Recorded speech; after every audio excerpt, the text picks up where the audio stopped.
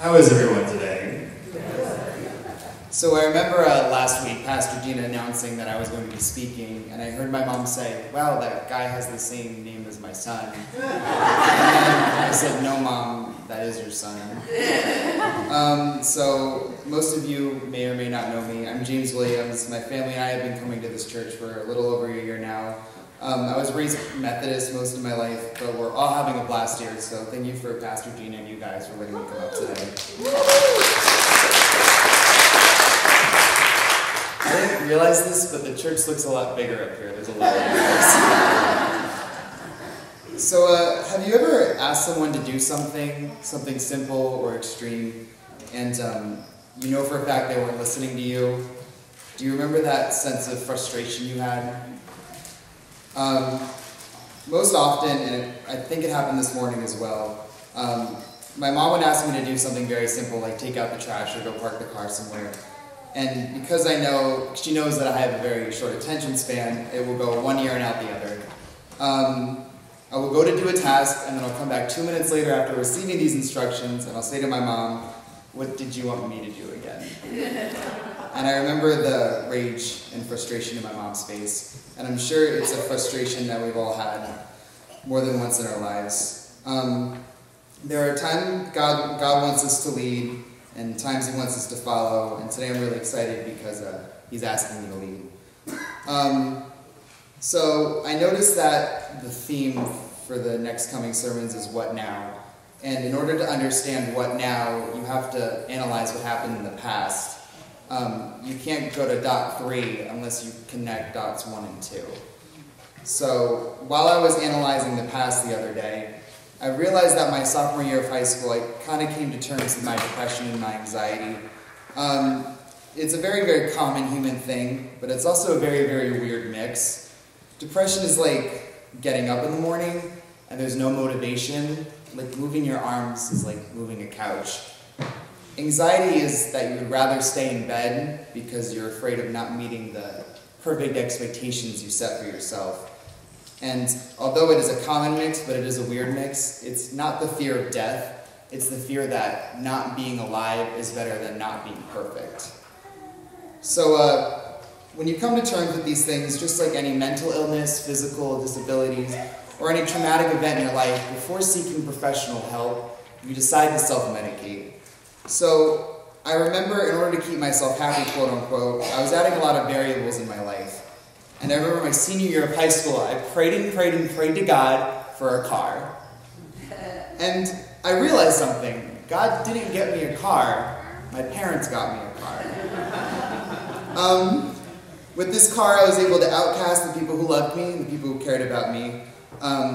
I started a new semester at Verdon Valley Community College. I was maintaining a 3.8 GPA.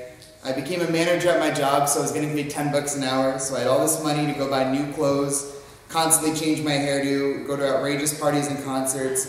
I got to go to Nashville and San Antonio. At the time, I didn't realize that I wasn't happy. I was just distracting myself for what the real problem was.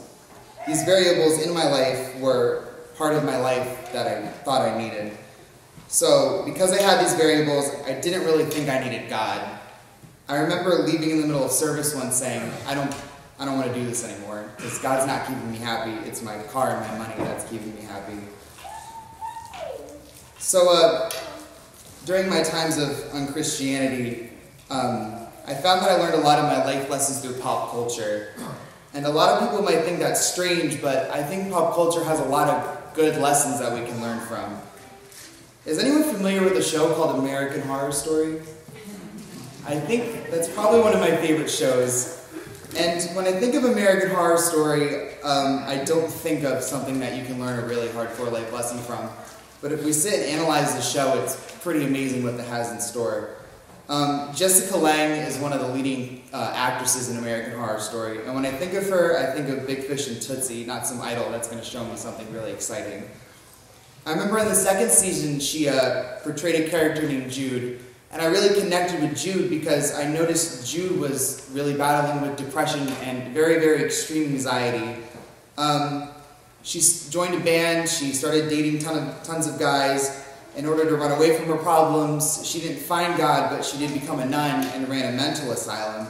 And the reason why I was so in love with Jude, because we were doing the same thing. We were adding variables in our life to distract ourselves from what we were distracting from what our real problem was. But the issue with Jude was that she ran away so much that she found herself being checked into her own asylum. And I didn't want to end up like that.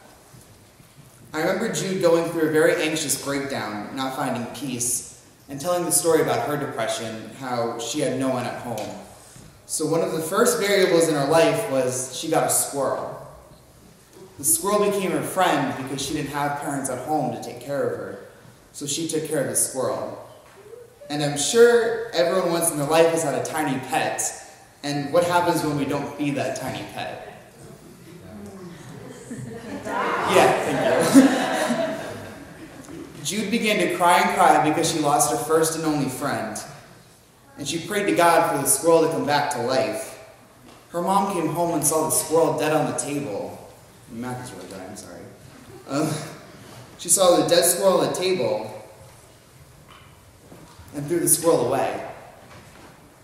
Jude cried for hours and hours, and her mom said, "Why are you crying?" She said, "God didn't answer my prayers. God didn't answer my prayers." Oh my gosh, you're the best. I'm answering your prayers.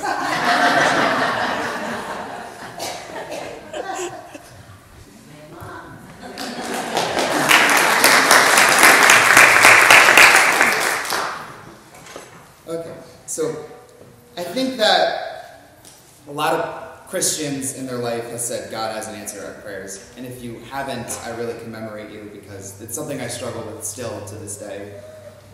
And I was very, very intrigued by this. Sister Jude's mom responded to Jude, saying, God does always answer our prayers, but in ways we least expect it. I was still coming to church with my family. I was still wearing a ring on my finger with the Psalms verse. I was still telling people I was Christian, so I thought I would pray for the first time in 2 years. I remember that night lying in bed, kind of giving God an ultimatum, saying, listen man, I'm still kind of doing your thing, so if you want me to keep doing it, you're going to have to cure my depression and my anxiety, or I'm out for good.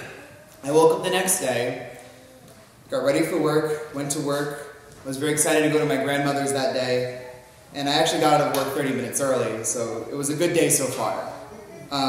It began to snow, and I got in a car accident. Long story short, car accidents are traumatizing regardless of what level it is on, and I think a lot of people can relate to that. Following the loss of my car, I found my hours being cut from work because we were hiring more people.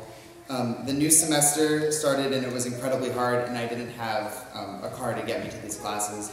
And with anxiety, everything has to be perfect, and when things aren't perfect, it's the end of the world. I once again found myself self-harming, binging and purging, and casting my family out. I didn't know at the time this was God's way of answering my prayers. But just like the scripture says, humble yourselves under the mighty hand of God, that he may exalt you in due time, casting all your care upon him, for he cares for you. I didn't realize that I'm supposed to put my problems onto God instead of pushing them away. I didn't realize at the time this was God's way of telling me to come to terms with what was going on in the real world.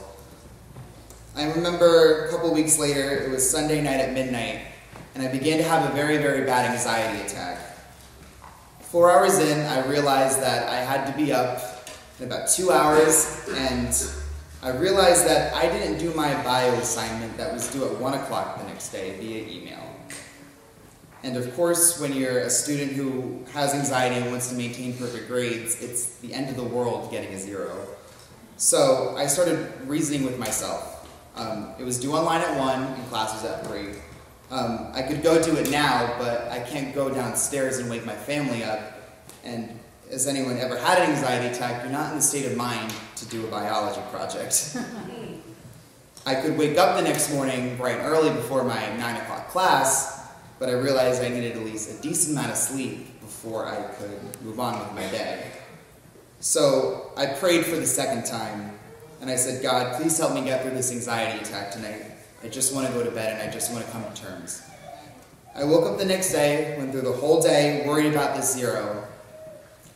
I walked into biology class and my professor approaches me and he goes, "James, I'm sorry, but your account was locked. It's my fault." At the time, I thought it was luck of the draw, but driving home in my mom's minivan,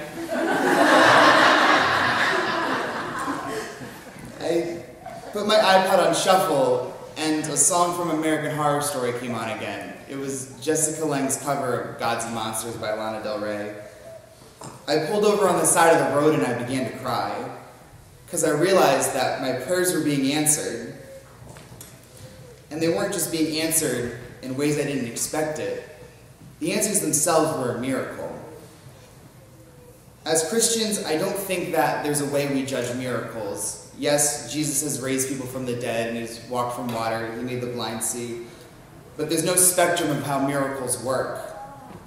There's no one miracle that's better than the other. I denounced God, but he gave me a miracle to find him in myself. So I don't want the real lesson of the sermon to be that God answers our prayers in ways we least expect it.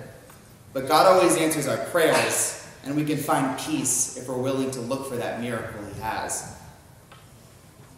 I remember writing this sermon the other day, and I realized that I didn't have a verse to put in. And I didn't really have a verse that kind of relates to peace and dealing with anxiety. And I prayed to God for guidance. I logged on to Facebook the next day, and someone posted that verse as their status.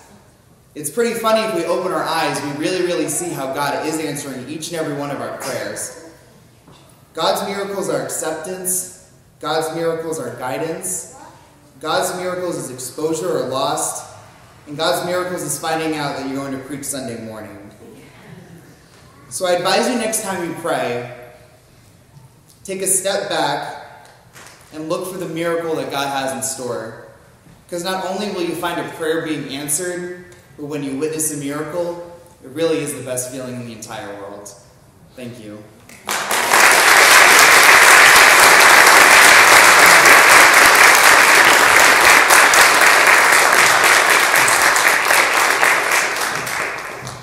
Well, I don't think anything needs to be added to that. I think you spoke to that beautifully. And so as you go this week and you go through all of whatever life has in store for you, remember that just as with the disciples, and just as with James, God's greatest desire is for you to have peace.